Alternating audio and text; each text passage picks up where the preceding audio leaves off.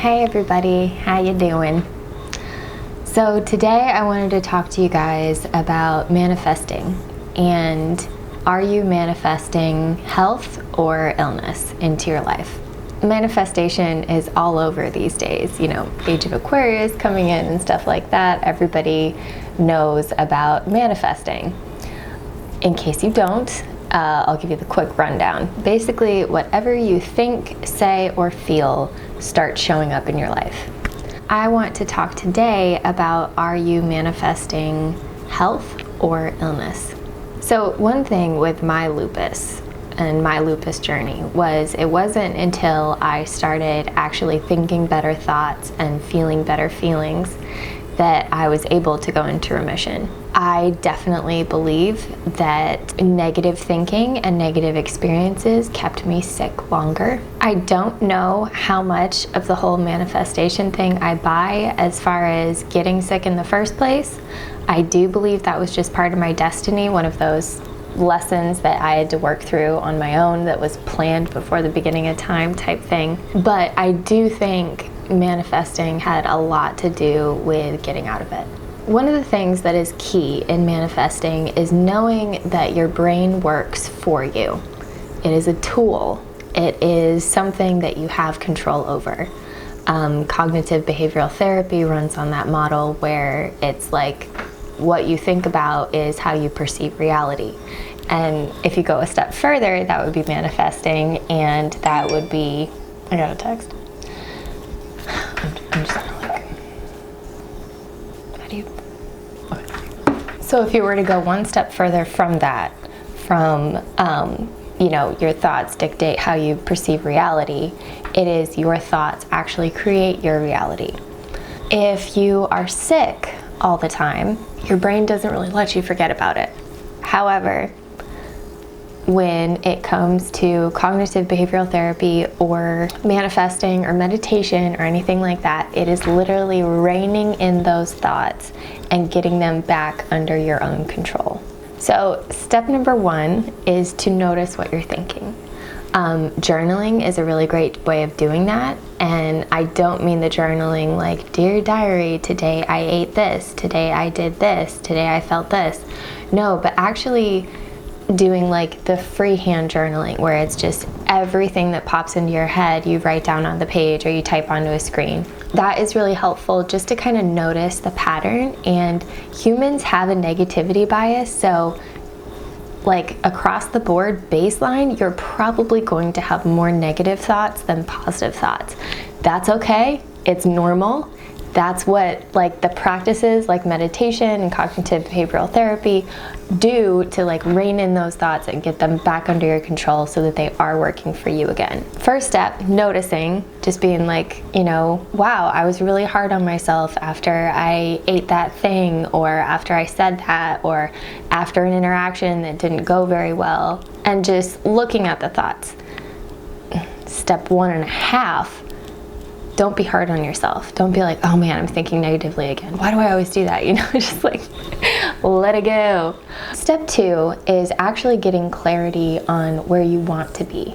A lot of times when we are in chronic pain or have some kind of illness going on, some kind of situation that isn't going well, we usually just think, not this, not this, not this, not this. That is still thinking about that. So what you need to do is not this, but this. And actually sit down. Again, I'm a huge fan of journaling. I feel like that's when a lot of our inner workings come out and we're actually able to know ourselves on a much deeper level. You can also talk to a friend about it. It has to be a receptive friend, not that friend that likes to tell you what to do. We all have one. But actually getting a clear picture of what you want. So when I started doing this, I was very ill, and I had been very ill for a long time, and I had actually plateaued with my medication where my doctor was like, this is probably just how you're gonna be in life. She talked to me about getting disability. I was in the process of getting a handicap sticker for my car. Like it was, it was pretty permanent. So I was working with my therapist just about like accepting that, and she encouraged me to start visualizing myself in a place where I wanted to be.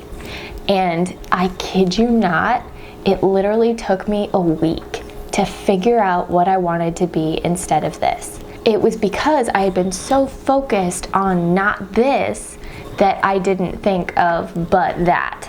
So, you know what your baseline is for thinking at this point. You also have an idea of where you want to go, whether it's, being in a very loving relationship or being able to work a full day and still come home and make dinner for your kids, or being able to go waterboarding again. Like, I don't know, just whatever your goal is. For me, I wanted to be able to do a cartwheel again, which I did. So step 3 is to actually make time for yourself to visualize that.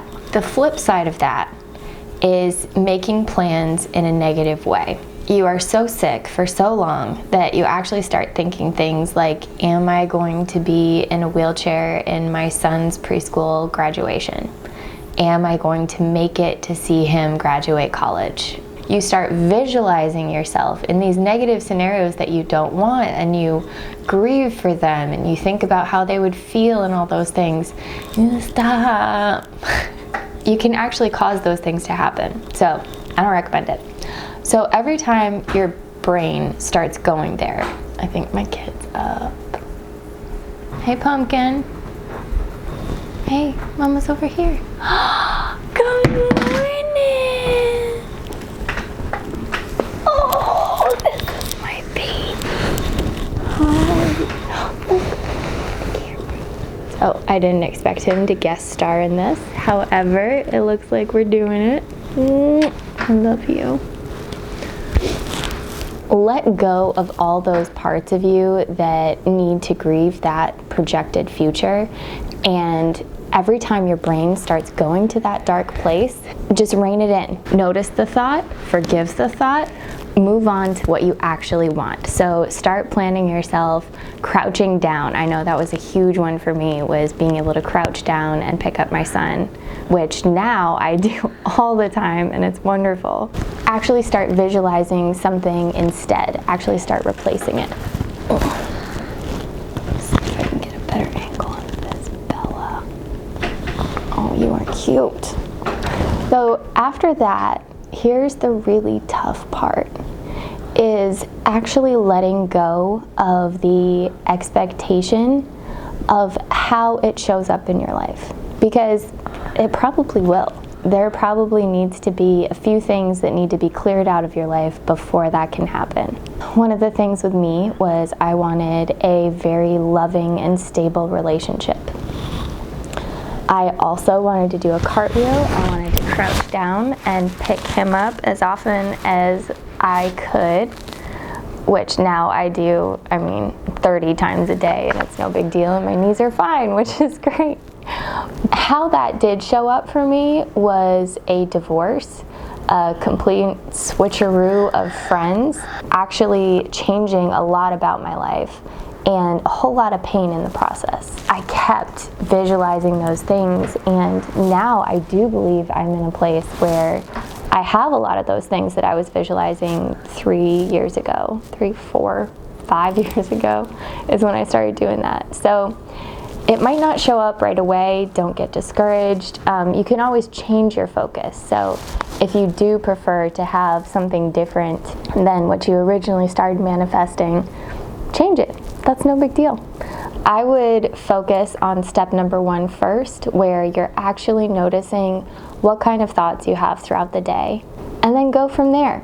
See what that reveals to you. See if those are things that you want to manifest into your life, or if it's the type of thing where it's just kind of habit, where you're being careful for something that you don't need to be careful about, or you're kind of muting your expectations. Stop that. Actually have beautiful, high expectations of whatever it is you want in life, because you deserve it. You can get there.